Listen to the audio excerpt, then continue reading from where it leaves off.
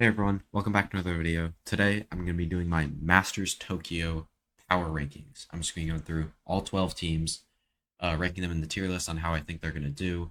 I'm going to have to change the names of these tiers to fit more accurately how I think of these teams. Um, this isn't necessarily predictions where I think they're going to finish. Like obviously, if I'm ranking a team number one, I think they're going to win the tournament. Um, but like second, like they could get a hard bracket and finish lower than that, and I could see that happening. Or somebody rated lower could get an easy bracket and make it further than I think. So it really does depend, uh, and this shouldn't be taken super seriously. But what should be taken seriously is going to be, I think, my next video, or at least definitely the last video before Tokyo, is going to be my pick'ems. I want you guys to take that seriously. Those are my like super like real opinions on these teams. But this is just like how I think these teams will stack up against other teams, which obviously generally translates to results, but not 100% of the time. So yeah, without further ado, make sure to leave a like and subscribe. Really helps me out. Uh, Follow me on Twitter, do all that stuff, and yeah, let's get right into it. All right, so we're gonna start at the bottom here with my shouldn't make it out of groups tier. We'll start. I mean, we'll just do the bottom, like bottom, and ASE is going to be coming in at my lowest overall spot. Obviously, I don't know a ton about this team and like its background, but I've watched a few of their games, and this team just doesn't have any sort of structure. Like some of their players are good. They have like the guy who spammed a bunch of characters as his name to make it harder for casters to say. Um, and I think they could get like maybe an upset win, but I really doubt it. Like I do think they like you could consider this team being a tier below the other two teams in this tier. But I'm gonna leave them in there just to kind of do it. And then actually I'm gonna change this on the fly here. Uh, I'm gonna put EDG at number 11 in the same tier. I originally had EG in this tier, but we'll start with EG, or at that spot, I guess, with EG. But with EDG, two very interchangeable names and hard to say back to back. But I think this team is just ASE, but with less structure, but better individuals, and maybe a little bit more like on the fly decision making kind of stuff. That just helps them be a little bit better than that team. So, I mean, like they make worse decisions and kind of stuff. It's just not good. And then EG, I just don't expect this team to look good without Demon One.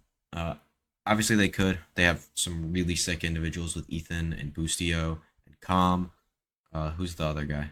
Jojimo is very solid too, but I don't see this team making it out of the groups, especially with Foot and DRX in that group. I can't see it. I could see them losing to ASE, but they should be able to make it like at least to that game and maybe make an upset and make it out of groups. I could move them up to that fringe playoffs tier, but I think with how I think they're going to look, uh, that's kind of how I feel about them. And then in my fringe playoffs tier, we have two teams here. I have Foot at, what is this? 12, 11, 10, 9. I have Foot at number 9. I think this team is the worst of the four EMEA teams. I think they'll probably come in behind all three of the other ones because I have the other three rated pretty highly. Um, they're a super like hot and cold individual team that I just like. Yeah, once they make it to an international event, they'll look good, and I think they should make it out of their group. But there's a chance they miss, and I don't think EMEA is that strong of a region. Obviously, they beat Navi, but Navi was hard trolling in that game, so I can't really rate them super highly for that. And then we have T1 also in that tier. I think this team is really good. I think they're really solid. Uh, oh my god, their group is so hard. I'm just realizing this. Like, I would predict them to make it out of the other group if you replaced, like, if you put them in instead of either ASE or EG. Um, but with that group, I don't expect it. Obviously, they could take like a game off either an Energy or Navi who's starting out weaker and playing some weird comps because it's groups. Uh, but I just don't see it. Obviously, they should win their first game against EDG, but other than that, I get this team is very solid, but I don't think they're on the same level as some of these other teams ahead of them, and that's why they're down in what is it, eighth, right? 12, 11, 10, 9, 8. Yeah, I already counted that earlier, but I forgot. And now we're getting to some of these absurd teams that are so good. I mean, these are some of the top teams from last year, with like the Optic Core, the FPX Core, Paper Rex, the Loud Core, and then obviously Liquid. The Org was decent last year. Obviously, they weren't very like that good, but they're still a very good team, or they were still a very good team, and they're an even better one now, in my opinion. So at number 7, we're gonna start off with DRX, and I've just never, I haven't been there with this roster. I really liked their Zest roster before, like at lock in. Um, but this team just was. It looks like they were saving so much stuff uh during groups, the regular season. That's what it's called. That's the word that I'm looking for. And then they just didn't bring anything out in playoffs.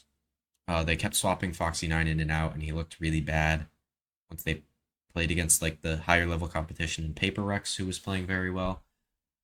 And I just don't see this team making a big run at anything. I think they could start off hot like they normally do at international events and then finish 5th, 6th very easily.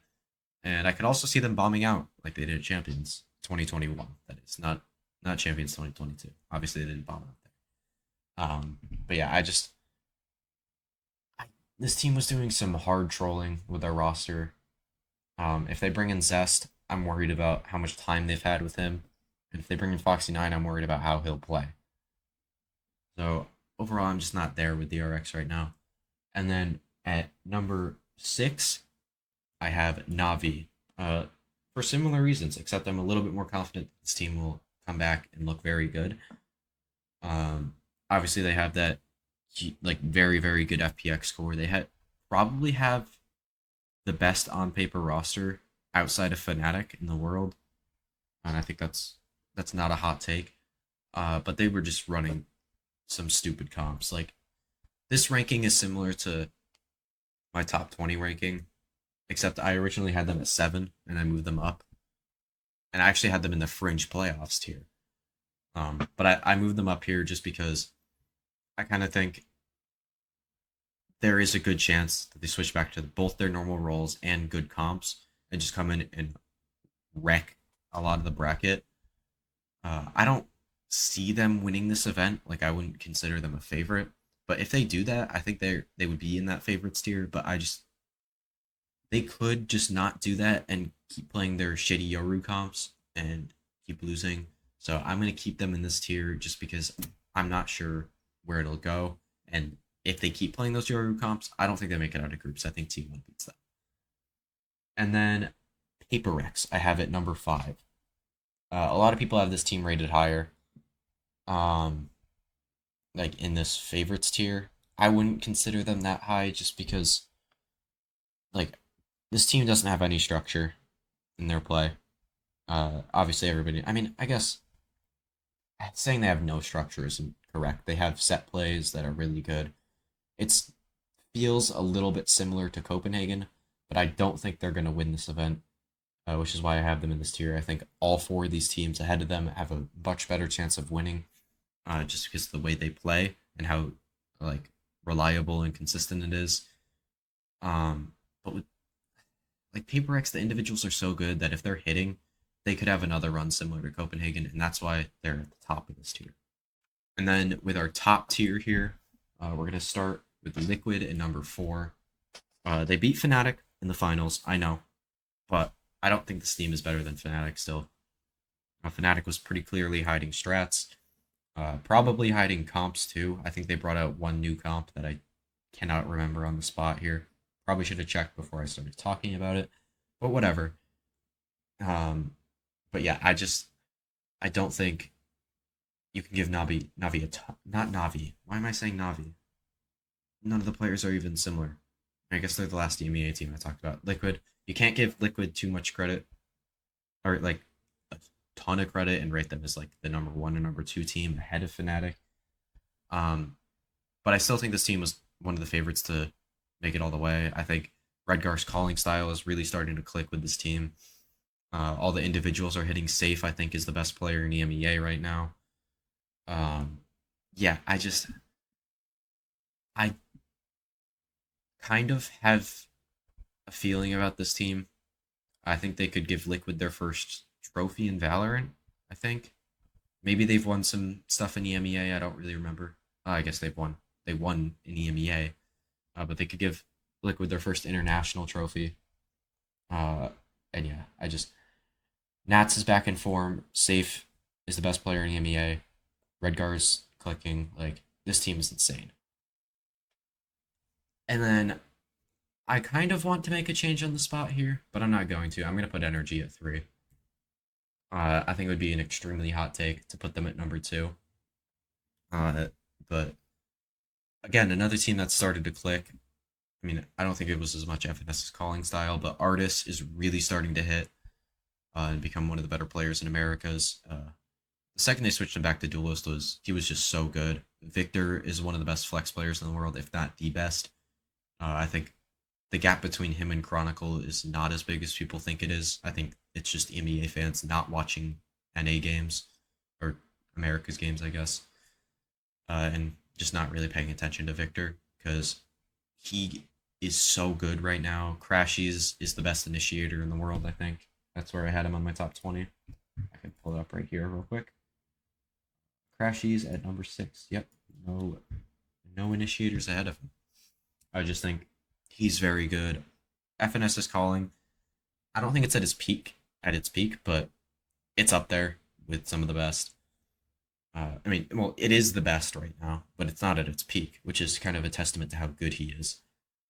And then who's the other player? Som isn't hitting as hard as he was earlier in the season, but he is still a very, very good controller player. And then at number 2, I have Fnatic. This was not just because they lost that final. Whenever I watch this team, their decision making, like not just Durka, like Durka overheats a good amount, and it's not good for this team. But some of their decision making, just as at an individual level, like even Alphier, Chronicle, Leo doesn't do it as much because he's just Jesus Christ reborn. But it's just kind of off sometimes, and I think it'll lead to them losing some unneeded rounds at this event. But they are going to have a crowd buff here. I think the Japanese fans love Fnatic, specifically Boaster. Like when they went to an off-season event, I think it was, I don't know if it was in Tokyo. I think it was definitely in Japan.